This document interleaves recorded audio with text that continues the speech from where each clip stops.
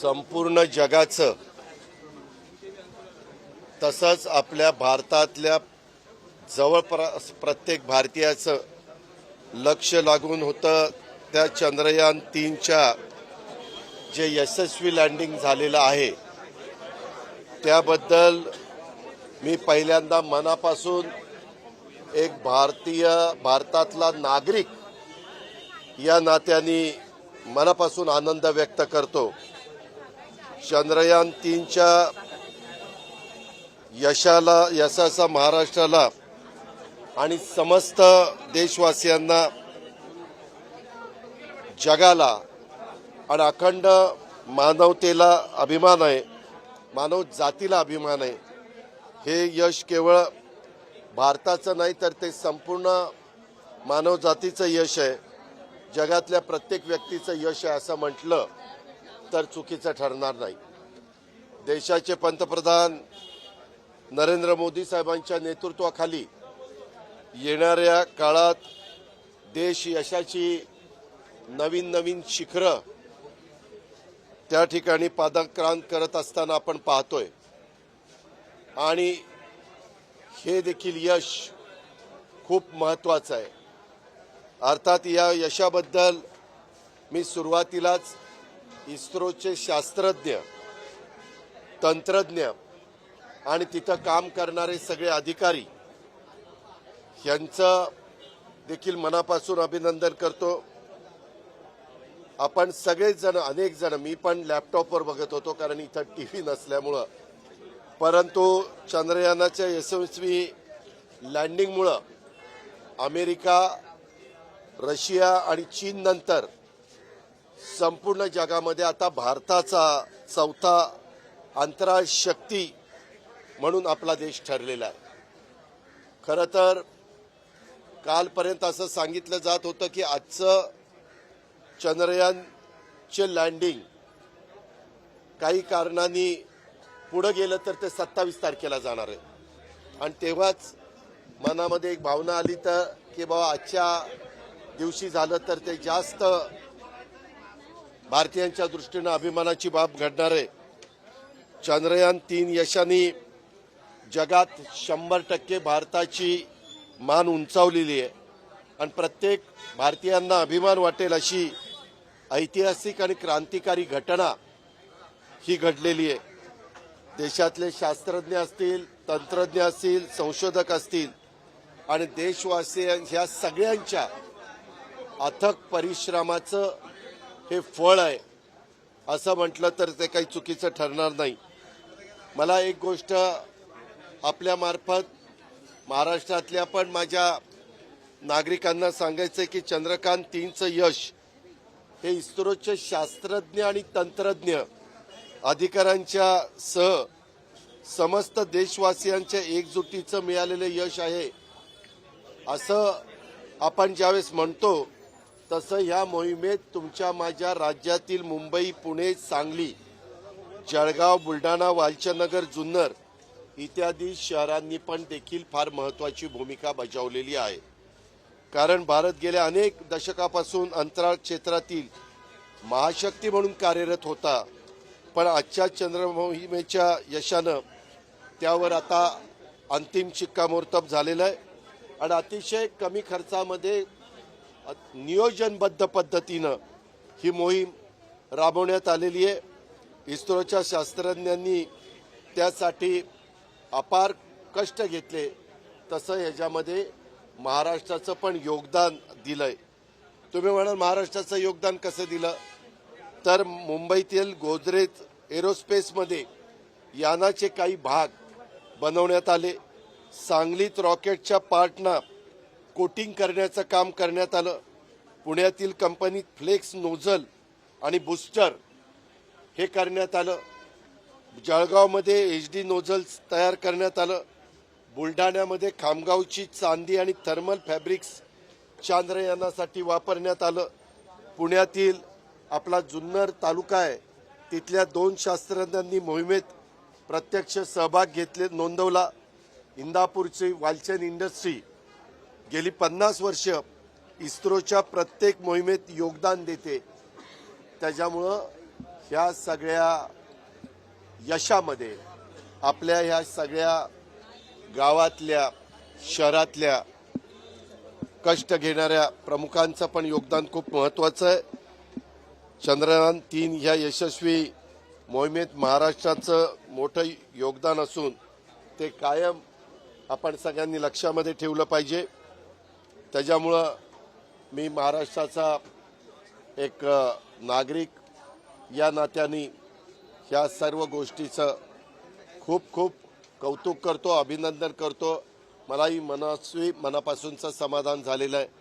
काही लोकांना असं वाटेल की बाबा चंद्रावर यान उतरलं, एवढं काय घडलं, परंतु अनेक देश आपण काही दिवसापूर्वीच ऐकलं, मला वाटतं रशियाचंच फेल गेलं. म्हणजे रशियासारखं एक महत्त्वाचा देश, अमेरिकेनंतर रशियाचं नाव ह्या बाबतीमध्ये घेतलं जातं आणि अलीकडच्या काळामध्ये चीननी पण त्याच्यामध्ये खूप मोठ्या प्रमाणावर प्रगती केलेली आपण पाहतोय. त्या रांगेत आपला हिंदुस्थान, आपला भारत त्या ठिकाणी गेलेला आहे आणि त्याच्यामुळं सर्व भारतीयांना अभिमान वाटेल अशा प्रकारचं हे काम झालेलं आहे. आता पुढं टप्प्याटप्प्याने अजून आपल्या सगळ्या शास्त्रज्ञांचा, तंत्रज्ञानांचा, अधिकाऱ्यांचा, सर्वांचाच आत्मविश्वास वाढेल.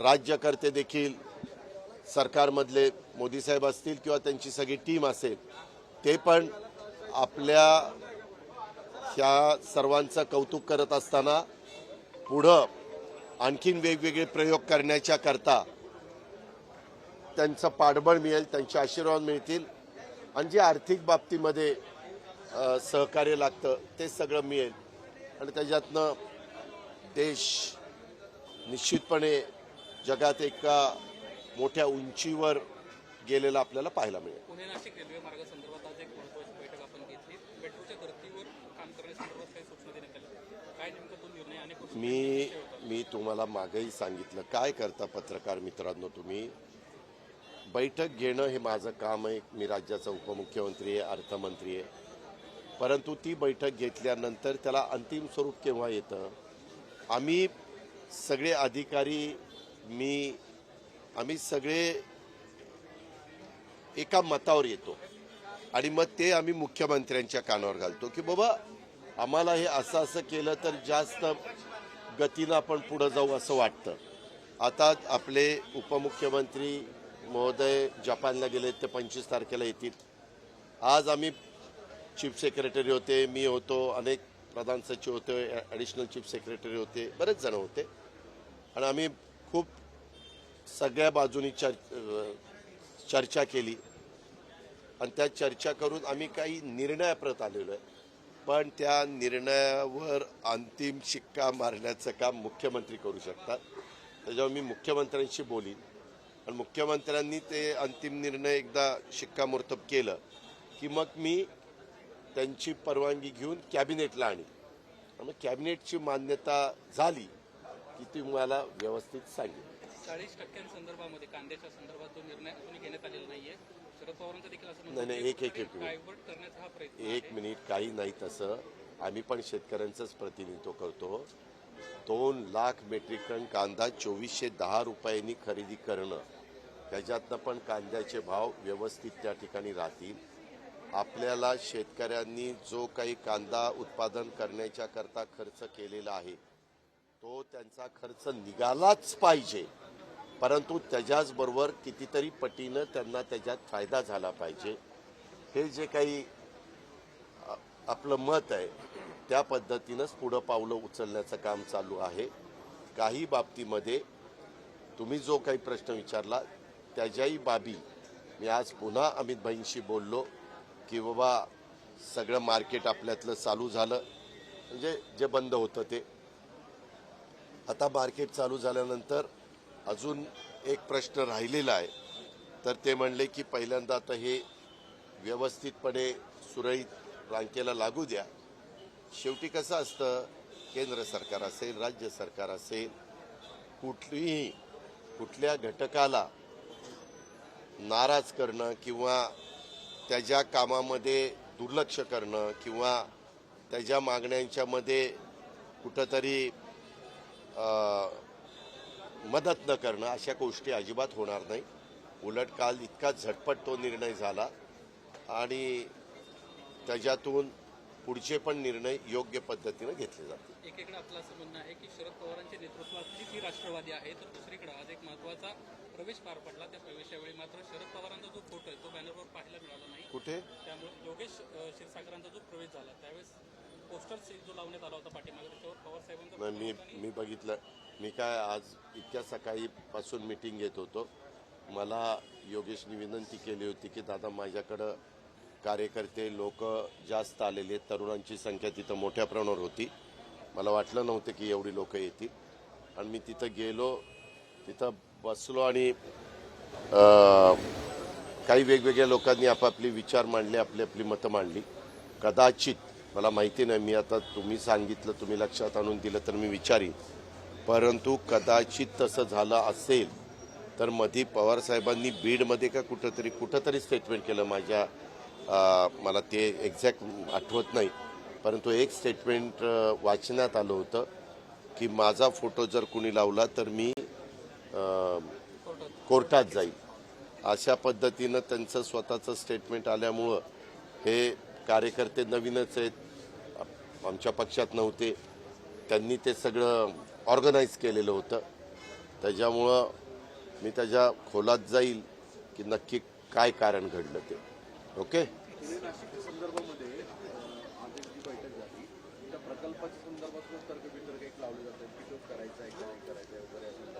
करायचा आहे तो पुण्याच्या, नगरच्या, नाशिकच्या दृष्टीनं खूप महत्त्वाचा आहे. आणि कधी अशा प्रकारचं पायाभूत सुविधा, ज्याला आपण इन्फ्रास्ट्रक्चर म्हणतो, अशा गोष्टी करणं म्हणजे मोठे रोड्स करणं, रेल्वे लाईन टाकणं, मेट्रो करणं, हे जे असे जलवाहतुकीच्या संदर्भातल्या सुविधा देणं, ह्या सगळ्या गोष्टी उत्तम पद्धतीनं दिल्या तर त्याच्यातनं तुमचा GDP वाढायला 100% मदत होते. मागं आता आपल्या इथं समृद्धी आपला एक्सप्रेस हायवे झाला, त्यावेळेस त्याची गुंतवणूक किती झाली, आत्तापर्यंत एक्सप्रेस हायवेने आपल्याला रिटर्न्स किती दिले, तर कितीतरी पटीनं दिले. समृद्धी महामार्ग पण मला मधी देवेंद्रजी सांगत होते की आपला जो खर्च झाला आहे 45,000 कोटी, कुणीतरी आत्ताच तो 35,000 कोटीला मागितला आहे, म्हणजे अजून पूर्ण व्हायचं आहे.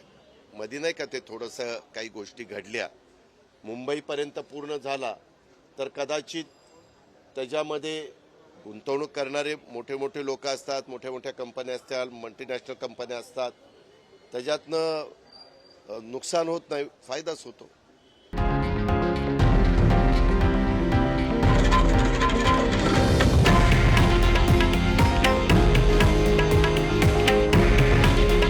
हे आहे देशातील नंबर 1 न्यूज नेटवर्क आणि आपण पाहत आहात TV9 मराठी. काळजी तुमची, हित महाराष्ट्राचं.